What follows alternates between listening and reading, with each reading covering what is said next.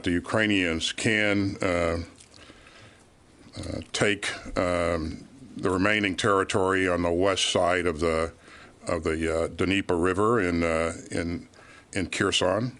I certainly believe that they have the capability to do that. Most importantly, the Ukrainians believe that they have the capability to do that. We've seen them engage in a very methodical but effective effort to take back their sovereign territory. I think you'll see them continue to press until they secure the territory on the west side of the river. So to answer your question, I do think they have the capability. Good morning from Athens, Greece. I'm coming to you from downtown Athens on this Friday morning. Let's talk about some news here. Let me cross the street. All right.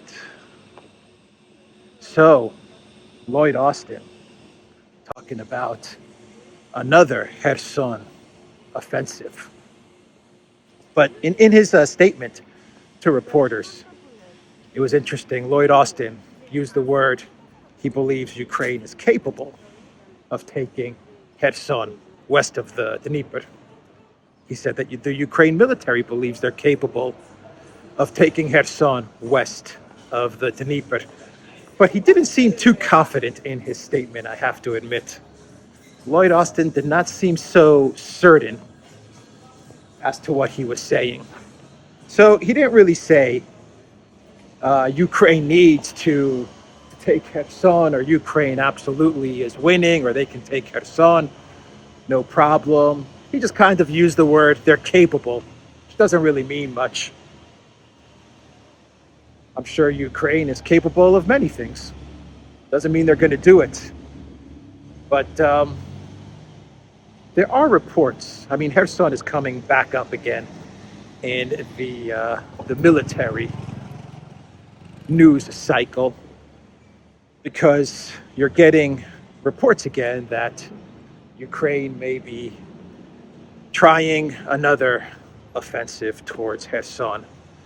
And I've heard reports of 30,000 Ukrainian troops, 40,000 Ukrainian troops. Who knows? Who knows what's going on? I think a lot of this speculation has to do with some strange Russian military evacuations and stuff like that happened once again in Kherson. And I can't even confirm these evacuations, to be honest.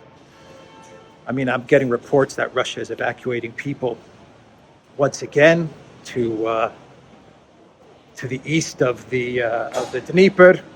There are reports about a flag on an administrative building, a Russian flag, being taken down, but other flags in Kherson were kept up. And just all kinds of, I want to use the word kind of muddled reporting. Nothing, I can't say that I've gotten anything concrete as to what exactly is happening in Kherson, if there is an evacuation taking place, why the Russian military is doing it, what's the reason, and even some of the numbers as to the civilians that are possibly involved in this evacuation. It's hard to get a feel as to what's happening right now at the moment in Kherson. But I don't think we're looking at a Russian retreat. All the indications, the confirmed reports that I've gotten indicate that Russia is building defenses. They're bringing in reinforcements rather than move out of Kherson. I get the sense that the opposite is happening. So perhaps there are evacuations, and maybe this is just part of military planning. Maybe this is part of the military worried about flooding or something like that. Alexander in his video yesterday noted that Kherson city is still in range of Ukraine HIMARS. So perhaps evacuating some civilians from out of the range of HIMARS. That makes sense as well. But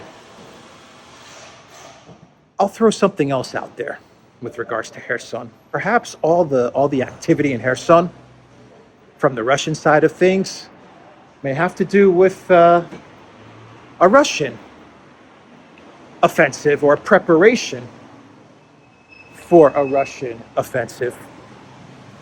Maybe that's what's going on. That's a possibility. Perhaps we'll see Ukraine try an offensive in Kherson. Maybe that's in the cards. Maybe Austin is signaling to the Zelensky regime they're capable of taking Kherson, so, get to it. You have the midterms on Tuesday. Let's try to put something together over the weekend.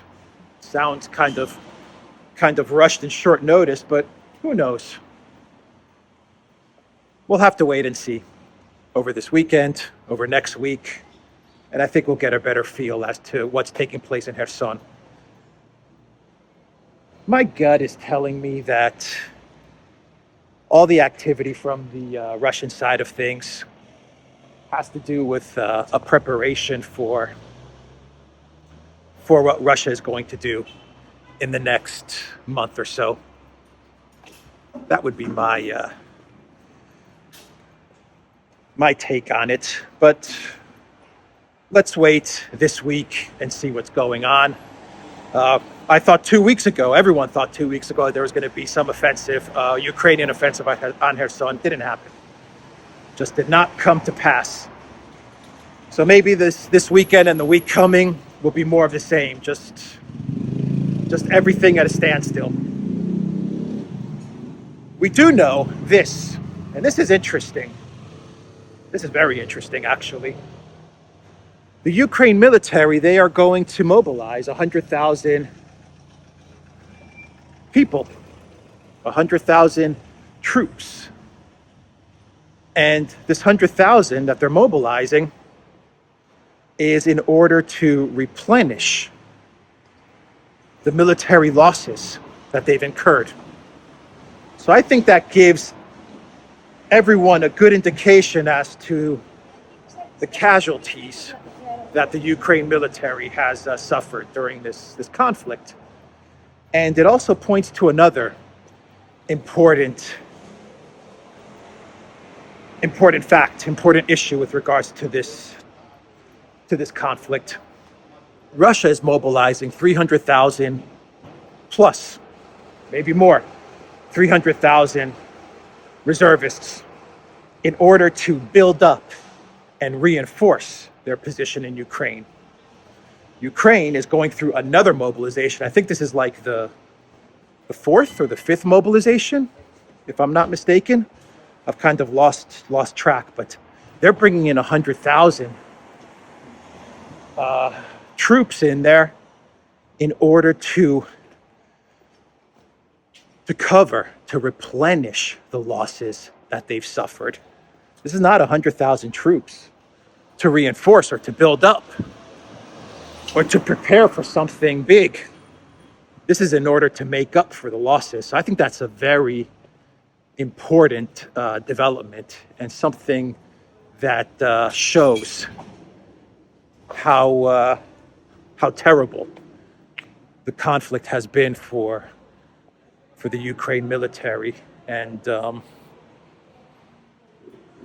it confirms what Shoigu said a couple of weeks ago, where he said that the Ukraine casualties are around 100,000. I mean, he gave that number. He said at the time, I think he said something like 65 or 75. That was like, maybe not even a couple of weeks, maybe that was like a month ago where he said that. And Ukraine has incurred heavy losses from September till today.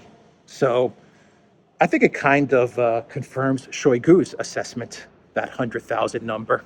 Anyway, I thought that was really interesting news. Whichever way you look at it, time is on Russia's side. It seems like Russia is in no rush to get things moving, and they're preparing and they're planning, and time is now Russia's friend.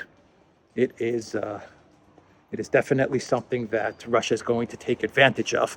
Time for the collective West, well, that's not their friend. It's not on their side.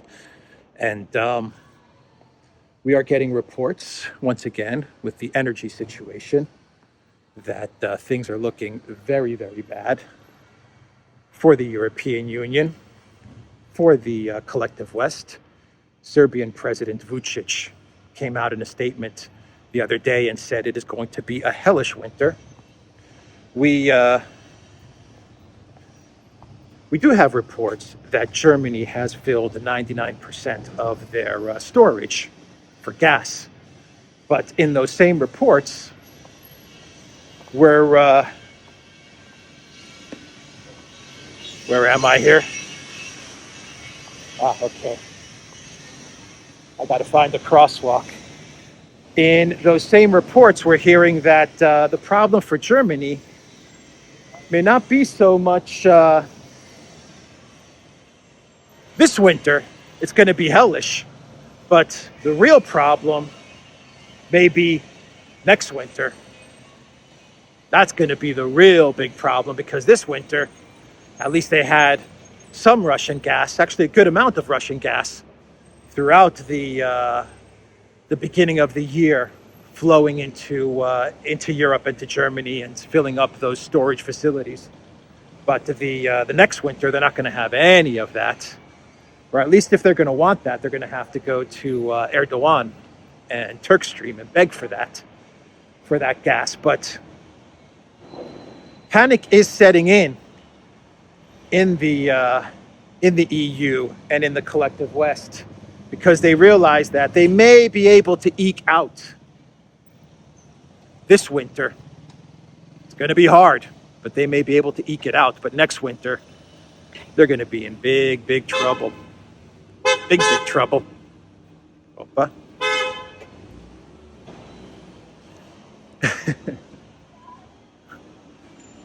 Early morning Athens traffic. That's why you have Scholz running off to China, the German chancellor. He's running off to China, and he's going there to beg the Chinese for some sort of help.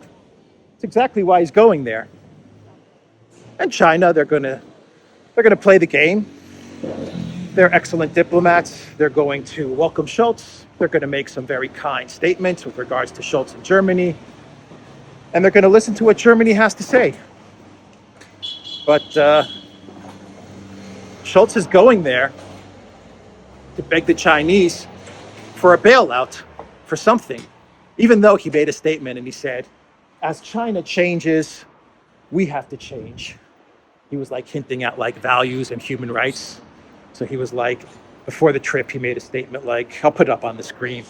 As China changes its human rights or its values, we have to also change our approach to China. Some stupid stuff like that. But Scholz is going there to beg China for help. And here's what's going on with Scholz. Even Erdogan said that Scholz is starting to have a bit of a change of heart with regards to dialogue with Russia. I'm not saying he's doing a complete 180, but even Scholz is starting to realize that he needs to talk to the Russians. That's what Erdogan said. But what's going on with Scholz is this, and Germany. Here's what I think is the deal. Scholz is not a WEF guy. I don't think he's part of that WEF globalist clique. He wants to be.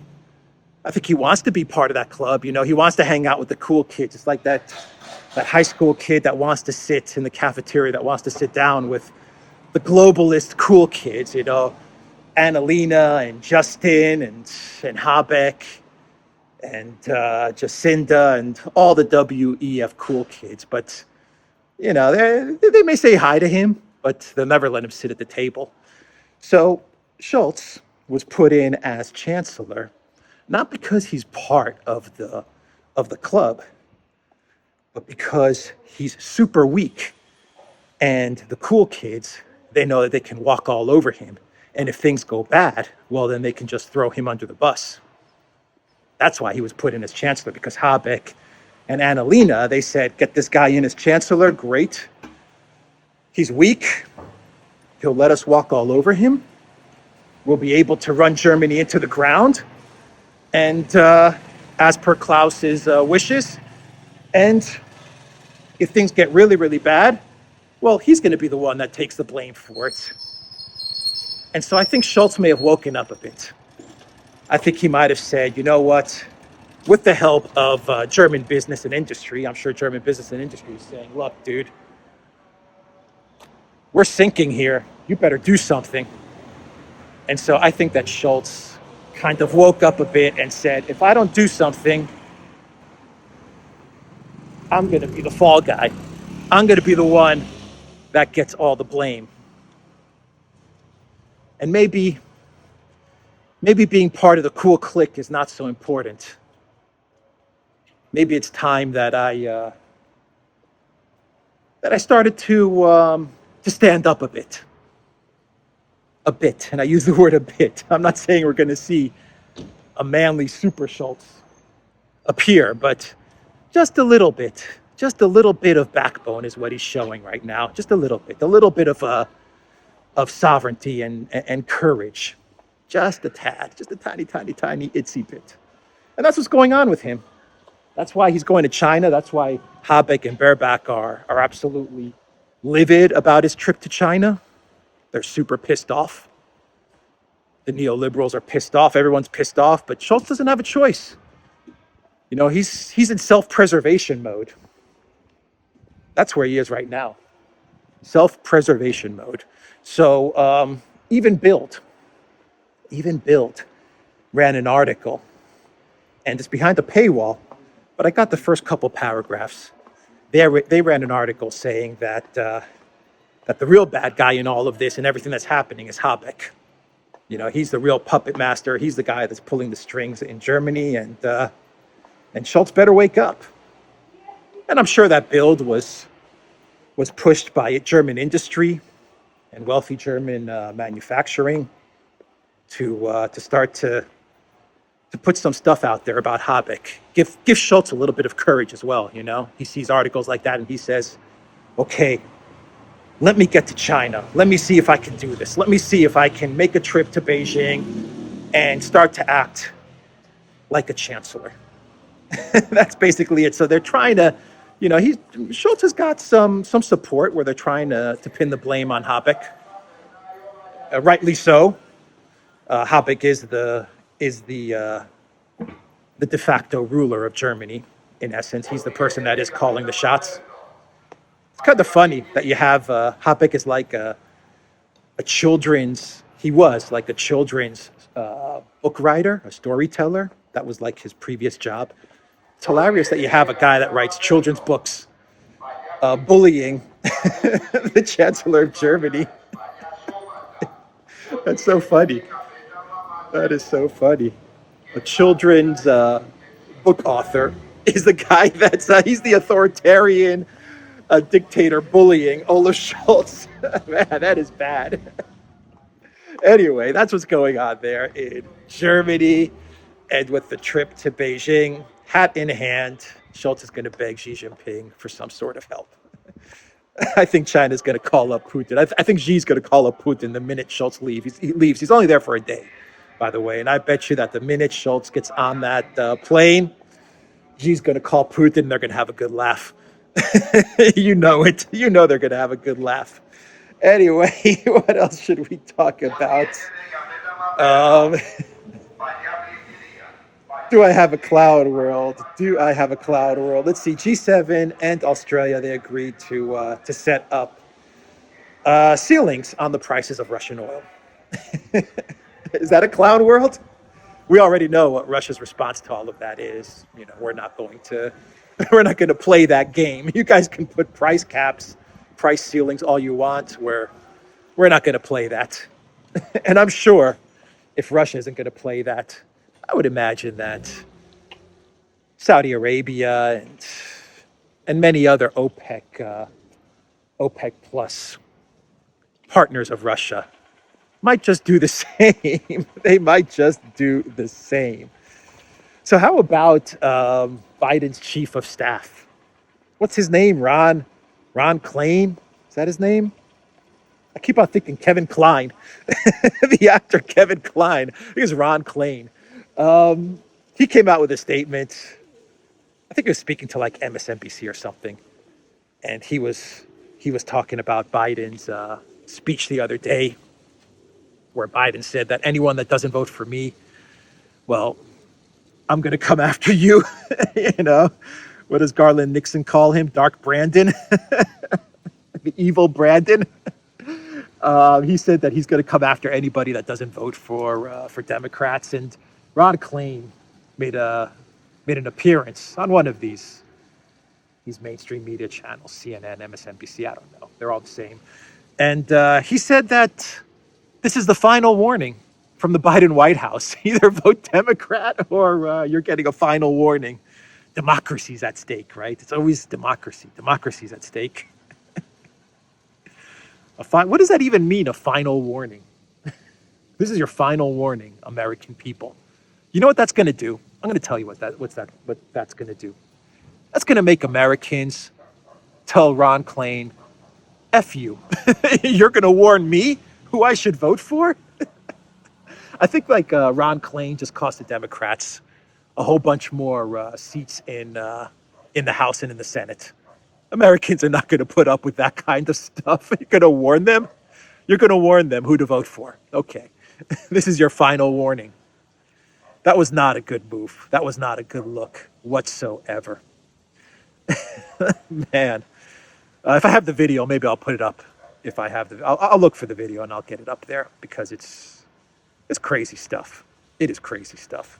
The president decided a few days ago that it was important to issue one final warning on this issue to make very clear, to leave no doubt, that we have people out there still peddling the big lie. People now raising the issue of election denial in this election. Oh, here's an article. ABC News. Europe urged to save natural gas to avoid shortage next year. Next year. Time. Everything's about time. I think Europe thinks, and they just may be right, that they'll be able to eke out this winter. Maybe if the weather's not as harsh, if they get people to shower every other day, put temperature controls in public buildings, in offices, all of these things. They're probably saying we can probably eke out this winter. But next year, what the hell are we going to do? So Olaf Scholz said, screw this. He said, I'm sick of being the fall guy. I'm getting on a plane and I'm getting to China because that's the only chance I've got. The other big news, this was big news. This should have been my lead-off story, but I'll save it I'll save it for now. I was going to say, I'm going to save it towards the end. I'll save it for now. Imran Khan, he was shot 3 times in the leg. He was the former prime minister of Pakistan, and he was overthrown in a coup. And he was speaking at an event, and from what I understand, I think multiple gunmen, if I'm not mistaken. I think they've caught them as well, but I may be wrong on the details. But he was shot 3 to 4 times in the leg, and it is stunning video, incredible footage, horrific, just a horrific assassination attempt. And they actually have the footage of Khan being taken to the hospital, and just a terrible event, a terrible event. And Khan is he is the populist leader of Pakistan. He's the go-to guy. He's their leader. He's the face of Pakistan, and for gunmen to want to try and take him out like that, something's not right. Something's not adding up. So before I get to my clown world, let me just I'm just scrolling through some news here. Let me just talk a bit about Finland, Sweden, NATO, and Turkey, since I mentioned Erdogan and what he said about Scholz. Erdogan and the Turkish government is saying that Finland and Sweden, they have not extradited the people that they need to extradite in order for Turkey to give them their thumbs up to enter NATO. And so they're saying now that Finland and Sweden, I think specifically Sweden in this instance, they're not going to get Turkey's vote for NATO. We sent our demands to these countries. The topic of extradition is being discussed, but so far there have been no positive changes on the issue of extradition of persons involved in terrorist activities. This is what the head of the Ministry of Justice for Turkey said. And I've even seen statements coming out of the Foreign Ministry of Turkey from Cavusoglu's office saying that they've extradited, I think Sweden has extradited one person, but they've got a whole list of people that they want, and Sweden's not playing along. I think it is Sweden. I may be wrong. Maybe it's Finland, but I believe it is Sweden. So that's interesting. Turkey may actually save Finland and Sweden from a terrible mistake. How about that? How about that one? And I think I can get to, oh no, I can't get to my clown world. I have to talk about the real big story.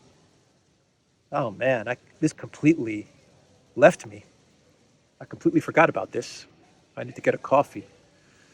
See, when I don't get my coffee, I'm very forgetful. But the big story, another big story, not the big story, another big story is the UK ambassador being summoned to the foreign ministry of Russia, to the offices of Lavrov and Zakharova.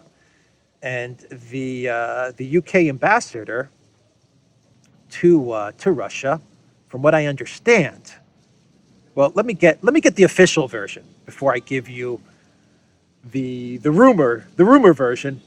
Let me pull up the official statement here, because this is fascinating. Let's see here. Here we go. The official version is the Russian Foreign Ministry presented the diplomat, Deborah Braunert, that's the British ambassador to Moscow. The Russian Foreign Minister presented the diplomat with a steadfast protest and warned her that London's hostile actions could lead to unpredictable and dangerous consequences. According to a statement published on the ministry's website on Thursday, quote, if acts of aggression that risk returning Britain into a direct party in the conflict continue, the British side will solely bear the responsibility for their negative consequences and the increase in tensions between our countries, the ministry said. So that's a statement from the Russian Foreign Ministry. Here is what the Russian ambassador to the UK said. Proof of the UK's alleged involvement in a recent drone attack on Russia's Black Sea Fleet will become public within hours, according to Russia's ambassador to London, Andrei Kelin, is what he said on Thursday in an interview with Sky News. Kelin claimed that Moscow knows about the participation of British specialists in training, preparation, and execution of plans against the Russian infrastructure and the Russian fleet in the Black Sea. He also said that the detailed information about the attack, the main responsibility for which Moscow lays on Kiev, has been passed to Britain. Okay, so I wonder if he's talking about what went down in, or what was about to go down in the foreign ministry by summoning the British ambassador. They've given her the information. I imagine that's what he's talking about. When pressed by reporters to publicly reveal evidence supporting Moscow's claims, Kelin said that, and I quote, it will become public pretty soon, perhaps today, perhaps tomorrow. It can bring us to the line of, I would not say no return. Return is always possible. But anyway, we should avoid escalation. And this is a warning, actually, that Britain is too deep in this conflict, Kelin emphasized. In his opinion, the situation is becoming more and more dangerous. And the UK is heading towards war with Russia. They're not going to call it war, but they're heading towards war with Russia. The UK is escalating way, way too much. They're in way over their heads. And I've said this many times. The Sunak government, the Conservative Party, the Liberals, Labour, the Tories, everybody in the British political class, they need to pull out of this ASAP. This is a conflict that they will not win. They will not win this. And they're already being torn apart on an economic level. with all of this Ukraine stuff. They need to get out of this ASAP. And I think Russia is giving them, I don't want to say a final warning, but consider it, since we talked about warnings, like Ron Klain of the Biden White House, I don't want to say that Russia is giving them a final warning, but Russia is making it very clear that this escalation is getting to the point of dangerous, because the Russian ambassador said they will not use the point of no return. That is what he said. There's always the ability to return, and that's a positive. We got to take the positive out of his statement, out of the Russian ambassador's statement to London. There's always a chance to return. Doors should never be closed in diplomacy. That is why the Chinese are going to listen to what Scholz has to say. Keep the door open. Always keep the door open. But what I'm hearing happened in Russia when the ambassador was called into the foreign ministry is that they gave her the information, the evidence, the receipts with what happened in Sevastopol with the drone attack in the Black Sea, but also with Nord Stream. And I imagine they gave her, this would be my speculation, my guess, I imagine they gave her the "it's done" texts, all of that stuff, all the hacked iCloud material. That would be my guess. Or they gave her a taste of it, a bit of it, to say, look, we have the goods. Because remember what I said yesterday, Patrushev, who's the secretary of the Security Council, this guy's like super high up. He may be the right hand of Putin, this guy. I mean, super powerful, super in the know. The guy doesn't bluff. He said that that Russia has, that what did he say? He said that the UK's involvement in Nord Stream is apparent through the "it's done" text message from Truss to Blinken, which to me signaled that Russia may actually have some hard evidence. And now we're getting all of this diplomatic movement. I think that Russia presented the ambassador with the evidence, and they said, you guys need to pull back. This is getting way too dangerous. I hope that the UK ambassador takes the message from Moscow and relays it back to London, and that they pull back. For the good of the UK, so that the UK can stop this nonsense and get back on the right path, to looking after its country and its citizens, and just stop this foolishness. Anyway, do I have time for a clown world? Let's do a super quick clown world. Let me pull it up. Super, super duper quick clown world here. I think this video might be running long. Oh, well. Let's see. Power cuts and the possibility of staying home without electricity provide an opportunity to make love and enjoy life, according to the Ukrainian foreign minister, Dmytro Kuleba. That's what he said in an interview with the Spanish radio station Cadena SER. Cadena said, when asked about the situation with power outages. It's a good thing. Power outages is a good thing, because you can stay home and make love, right? Make love, not war. Is that Kaluba's message here? Yeah. So there it is. The positive of power outages. But what about no hot water and no ability to take showers? It could get kind of messy, can't it? To do the whole love making and not being able to take the shower. Anyway, I'm getting off on a tangent. That's Kaluba. He's trying to BS the Ukrainian people. He's trying to gaslight the Ukrainian people. It's a terrible situation to be without power and without water. And Kaluba, even though this is a clown world, on a serious note, all joking aside, Kaluba's statement is despicable. It's despicable, in my opinion. Anyway, I'm going to leave it there, theduran.locals.com. Check us out on Rockfin as well. Check out Alexander's channel. Check out the Duran's channel. Go to the Duran shop, 10% off. Use the code. Good day. Take care.